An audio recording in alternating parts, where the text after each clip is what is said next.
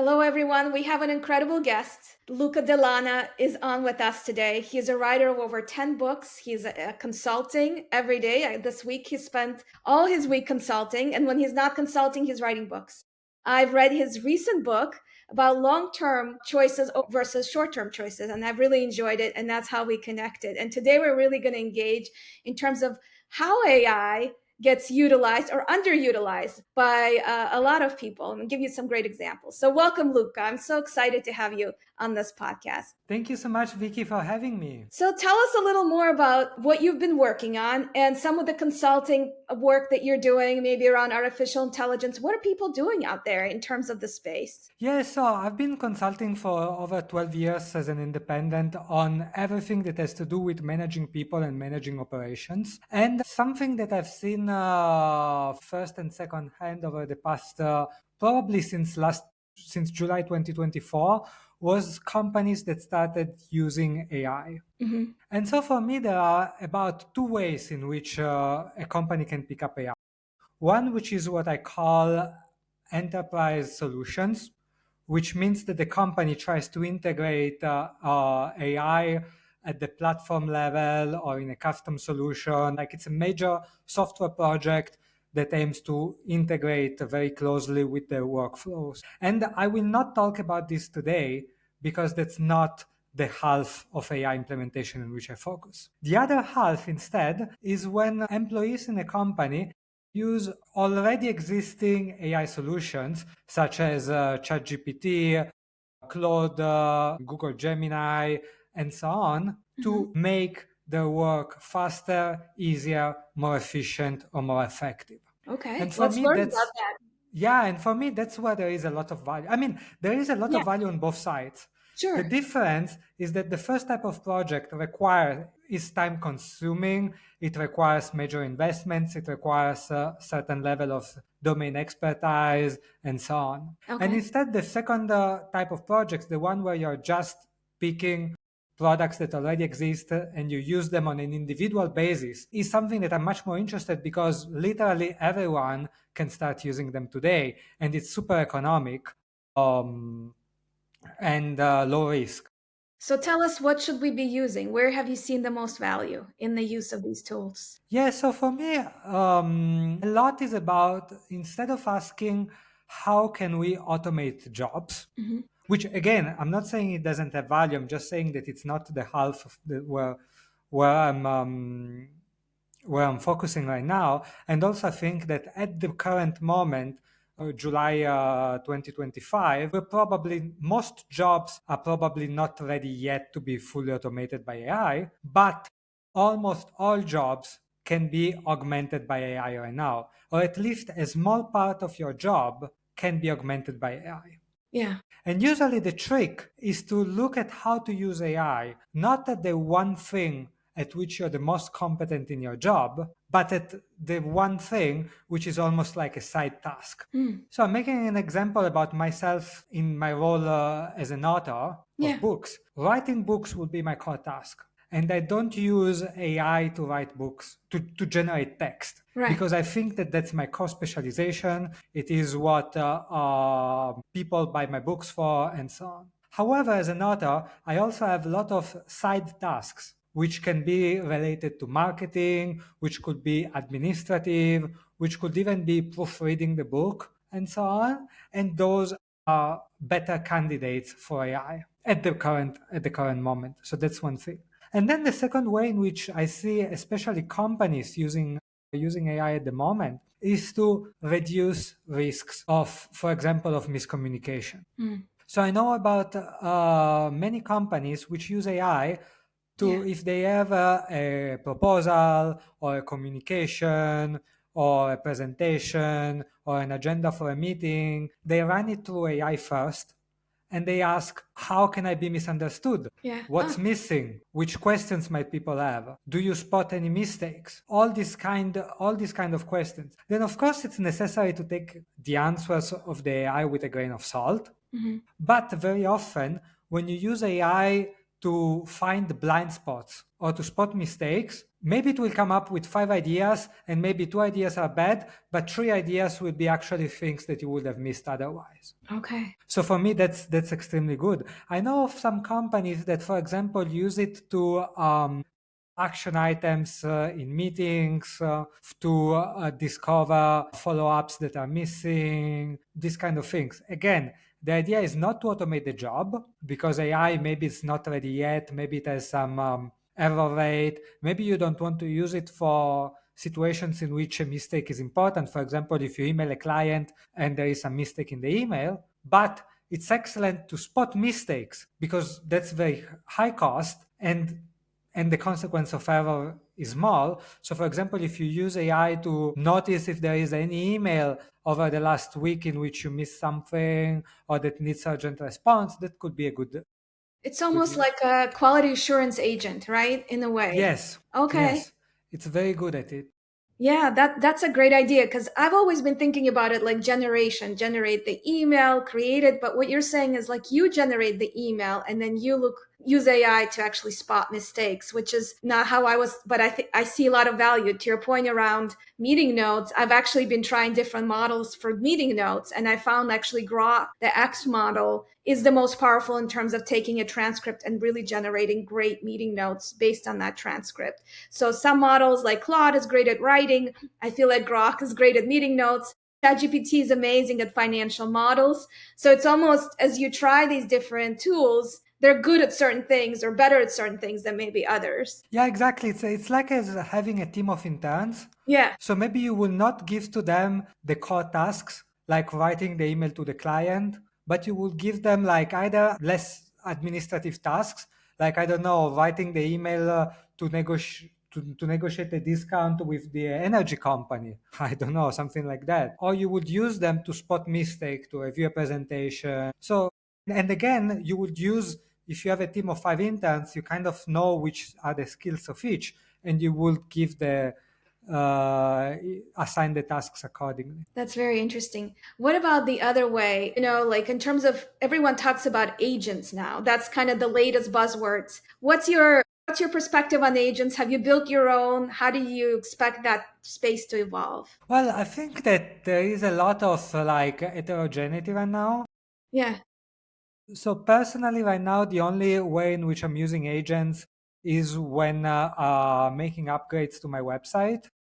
Okay. Because as a hobby, I like coding, and so my website is my personal hobby project, and that really helps coding agents to help. Like if I want to add new things to my website, that Which really one do you help. use? Just out of interest. I use Cursor, Okay. which itself selects the appropriate. When it calls an agent, it gives the task to Claude or to OpenAI, depending on the type of tasks. Got it. So it's like the chief of staff that selects the right intern. So it actually cursor creates the select kind of what I was saying, but it actually does it automatically. It Exactly. knows which intern is the best intern to do this job, and it goes after. Exactly, exactly. Okay. So right now I'm not using much agents in any other field, but that's all that tells more about my job than about agents. So because the fact is I have a relatively small number of clients which tend to be relatively sophisticated, bespoke, and they tend to hire me like for the relationship. So I want to interact mainly myself with them for this reason. But if I were in a different situation, like, I would probably use them more, let's say. Okay. Yeah. It's hard. You can spend all day trying to figure out which agent to use, right? But to your point, hey, if you go to Cursor, maybe they'll figure it out for Yeah. you. Yeah, and then again, for me, like a lot of it, for example, if I'm not using it yet to draft emails, for example, yet, but if I did, I would use them just to draft and then create the drafts, for example, and then I manually check and send rather than directly send them. What I've done actually just this week with collaborating on an email with my sales colleague is that we created the first draft and then we pasted it and we're like, well, we don't like this portion. Let's amend this. So we were actually amending portions of the email and then rerunning it. We probably ran through 4 or 5 versions of it before we both agreed that the final was the way that it was. And I found it so interesting to collaborate. So it's a great tool for collaboration. You don't have to take that. You can collaborate together on the best output. Yeah, exactly.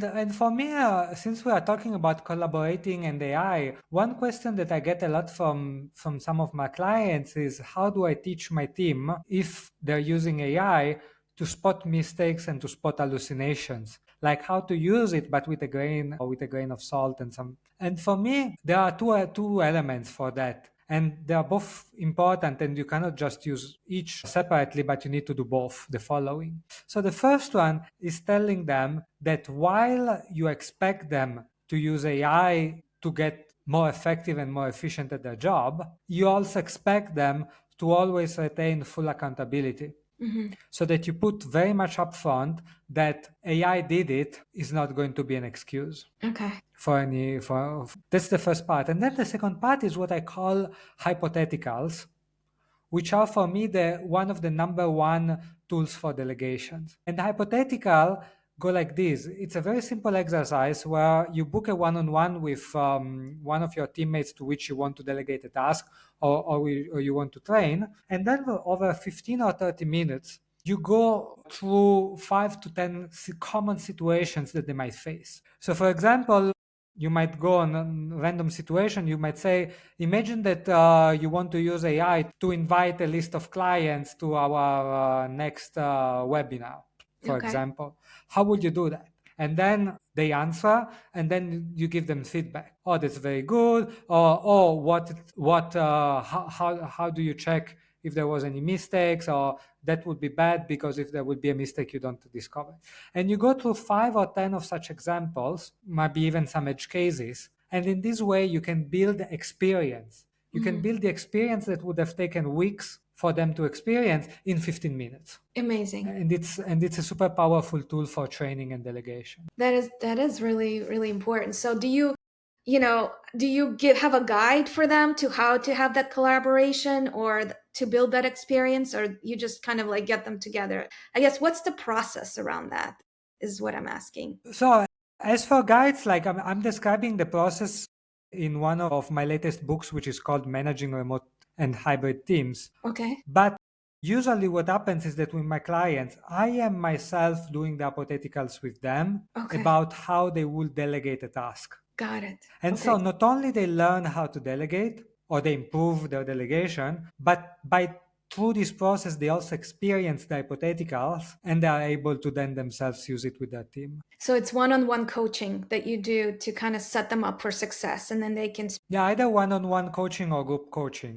group But coach. either way, in both of those, we will go through a few hypotheticals or Okay. role plays. Yeah. That sounds really interesting, and that's how the great ideas spread, right? As we start doing more and more of these. Tell me kind of where you see this going. We kind of talked about where it is today, but things are evolving so quickly in AI. I honestly have trouble keeping up, and that's why we do this podcast to just kind of try to hear from amazing people like you, just to learn from. Where do you see things evolving? Well, it's to be honest, it's very hard to say because how jobs will evolve is extremely sensitive to error rates and quality of the AI. So, for example, if the AI can perform a task at the B level, Hmm. it can be used in certain jobs to certain extent. If it can perform it at A level, it can be used in other jobs at other levels. And if it can perform it at A plus level, it can be used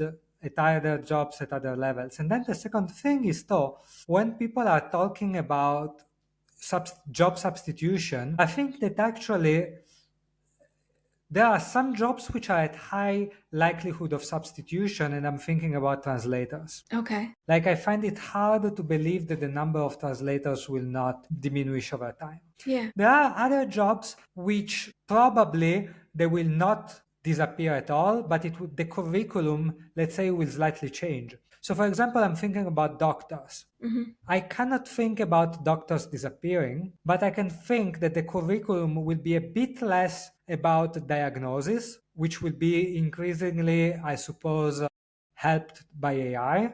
And it will be more about patient communication, communicating with the patient, performing manual examination to collect the data for the AI to elaborate. Selling, not as in selling as in buy this $200 bottle of pill, but selling as in, for example, I need my patient to understand that they need to improve their diet and communicating that correctly and these kind of things. And then in the middle, there are jobs which is a bit more uncertain. And I'm thinking, for example, about coders. Mm-hmm. Now there is a big debate because on the one hand, it seems like coding is one of the tasks which AI performs the best at the current moment and on which it has the highest potential of performing at the level of current humans, let's say. On the other hand, it's also true that a programmer that before could only produce that much now can produce so much more because using tools enable him to do much more during the week. Okay. And so it's unclear where the chip will fall, but for those professions, I can see them as more and more like defined not by the ability of doing things directly, but the ability of getting tools, of using tools appropriately and managing relationships. Yeah. It's Well, go ahead. nothing new Yeah. because it's nothing new because if you look at the trajectory of an employee in a corporation, for example, they begin at 25, 23, 25 years old with an extremely technical job, Mhm. extremely individual contributor level. And Yeah. then as they progress through the ranks of the company, the job becomes less and less technical and more about being able to delegate, to getting others to do things and managing relationships. And I think that the same will apply to plenty of other jobs, irrespectively of seniority level, about using tools, getting others to do things, which can be either humans or AIs, and managing relationships. Hmm. Again, nothing new. It's Yeah. been the only thing is that everyone, probably a higher percentage of people, will have to go through this process than before when it was only reserved for people in the higher ranks of a So we'll company. have to grow up faster, is what you're saying. We will probably have to grow up faster in a way, Yeah. yes. The good thing is that we have tools that can help us go faster, which we didn't have before. I make an example. 20 years ago, when you were rising through the ranks of a company, very unlikely that people will tell you how to manage relationships and how to delegate effectively to other people. There was kind of a self selection, like either you were naturally talented Hmm. or you had a great pre-existing relationship with some mentors, or maybe I don't know, maybe your father already did the job and can help you or something like that, Right. or bad luck for you a lot. And now instead, yeah, and now instead the positive things is that we all have access to Claude or whatever, and we can ask them how we can get better at the skills. And I think that this is something that everyone listening to to this podcast can do is to go to your favorite AI tool. It can be Claude or whatever, and you write two paragraphs describing your current job, and then you ask how they can use AI to get better at their job, number one. And number two, which relationships with people they should cultivate to get better at their job. Hmm. I And love that. and this is a very important exercise in my opinion that everyone can do. And I'll have to try this right after we finish recording here because Yeah. I'm fascinated. I've done exercises where I've pasted my LinkedIn profile and I said, create my career plan. What do I need to achieve in 5, 10 years? And I thought it was interesting what it generated. So this is another approach. Hey, take your current job. Who do I need to know? What do I need to know? Let's figure it out and essentially set goals around Yeah, exactly. Then of course you need to take some things with a grain of salt. But that. again, the idea is Claude will give you 10 ideas, five maybe are bad, two you already thought about, and three are things you wouldn't have considered otherwise, and you can capitalize on those three. I love that. Do you see us building more of communities? I want to talk about, how humans organize themselves, right? Because like now we have artificial intelligence in one camp and tools, then we have humans. How do you see we have to almost think about how to build new communities that involve both technology and the human component, right? And how do we progress as a society as a whole? That creates a whole new level of communication requirements, doesn't it? Yeah, yeah, exactly. I don't think that I'm not sure whether we will build more or less communities. Something that that was on my mind is that some people are saying the mobile phone destroyed some decreased the social interactions, which Yeah. is completely true, and so AI will do the same, and I disagree. And the reason I disagree is because what the phone did is that it took a lot of time away, and it Hmm. provided alternative for entertainment. Yeah. And instead, what I don't see AI doing much of that. And instead, the thing is, when it goes to relationships, again, there are some people which are naturally talented, Hmm. or they had excellent role models. And then there are other people which instead didn't know how to communicate, didn't know how to build relationships and so on. And for those people, I can see AI helping them build genuine human connections. Interesting. So, for Oh, example, yeah. imagine that there is someone listening to this who maybe is in his early 20s and always struggled with girlfriends or Yeah. boyfriends, Right. depending.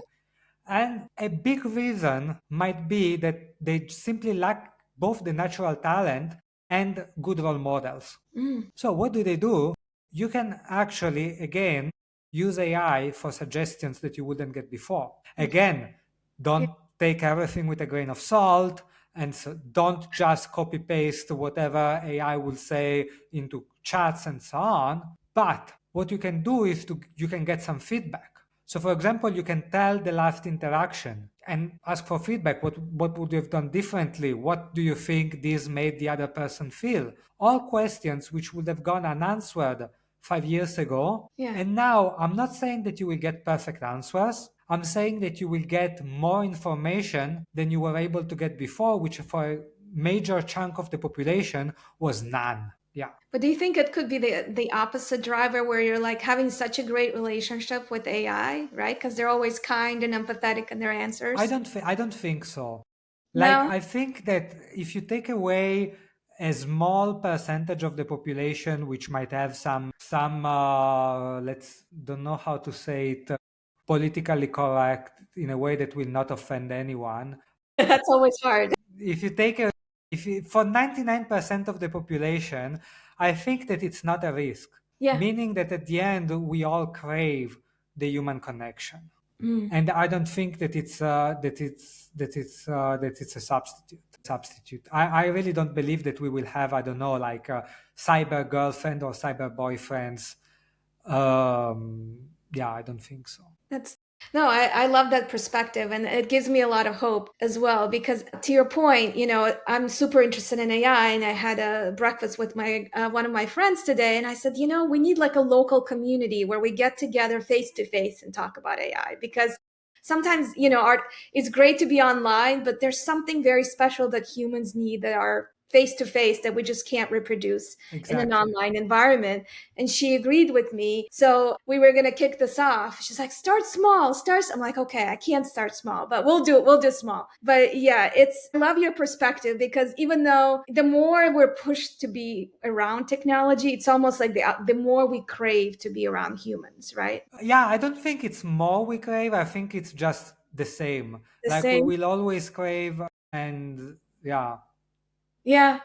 No, it's, What I think will be just slightly different at most is with poor relationships. mm, Meaning that there were, like, what will decrease maybe is relationship with poor friends. yeah, Like, I think that a lot of people, including myself, we used to have, like, I'm thinking when I was in my teenager years, some friends which you didn't really like, but you yeah, were hanging out because otherwise you were bored. right. And I think that now phones for sure took away that, and maybe AI even, in the sense that with a poor relationship, we might prefer just doing something else. But we will still crave great relationships. And so I think that we will still crave some degree of human touch. Yeah. What's the next for you in terms of your consulting practice? Yeah, in terms of my consulting practice, a lot is going towards, well, it's always about training people and delegation. Right now, if we're talking about AI, part of it, it's about how to get people, how can a manager get their team to adopt AI? in a way that makes sense, in a way that doesn't abdicate responsibility or creates a higher risk for errors because people are mindlessly, for example, using AI. So there is some work that I'm doing in that direction recently. I love that. So, how do you approach it? Are you writing a book on the topic, or is it more kind of analysis and research stage at this point? Yeah, so I'm not really so mostly right now it's engagement with some of my clients. Okay. I'm not writing a book on it because I like my books to be as timeless as possible. Hmm. Like I think that all the books I've written so far, you can probably read them in a century and they will still make sense. Yeah. And I think that if I wrote a book about AI right now, I don't think that it's possible to write it in a way that's timeless because things are changing so. What kind of ideas do you like to explore that you see as timeless? Well, so for example, one timeless ideas, I can make the example of the ideas that are in my latest book, which is called Winning Long-Term Games, the Hmm. one you've read. And so, Yeah. for example, that's the idea that we very often work from the misguided assumption that if I get the most out of every day, I will also get the most out of the year, which is false. And Yeah. that's because if you want to get the most out of the year, you will have to take this week a few actions that bring no immediate return but are necessary to build what's required to get beyond a certain level in a few months. And that could be skills, could be relationships, could be trust. And so, for example, this I think it's an idea which is timeless. Yeah. I don't think it's based on any assumption other than we will survive for more than one day. And so I think that it's going to be something that's going to be relevant forever.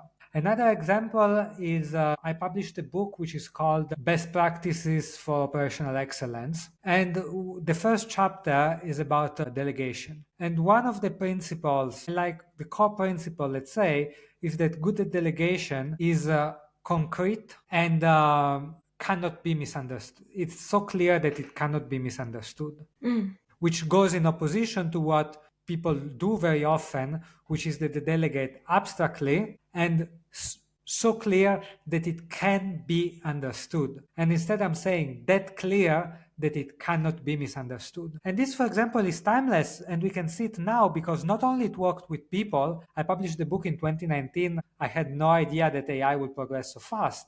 But Hmm. even now with AI, we see that this principle keeps being true. If when you delegate a task to AI, you make concrete examples and you are so clear that you cannot be misunderstood, even AI will produce dramatically better returns, dramatically better answers. So I think that's another timeless. So it sounds like AI could help you with creating that idea, right? Of how you delegate. You could have AI QA check whether you've really defined well what you want someone to do. Yeah, exactly. That's something that I'm doing a lot of times. Like Okay. when I drafted, that's probably the most common use for me for AI right now, other than spell checking. It's when I'm writing an email or something which, in a way or another, it's a form of delegation Yeah. of presentation. It's I'm quality assuring it by asking AI to pre-mortem it, in which way the person that is delegated the task might fail. And it gives me idea for what I should insert in my email in addition to what I already wrote to make sure that nothing to maximize to set for success the person to which I'm communicating to. I love I really like that. So if people were to walk away from this podcast with one habit that will position them well for the long term and improve their lives using AI, what do you think that habit should be that they should build every day? So I think it could be this one habit. So the idea that before you're delegating or communicating anything, so before a one-on-one, before a present, you send an email, a delegation email, and so on, you can practice it with AI. Like Mhm. you can run it and ask, how will I be misunderstood?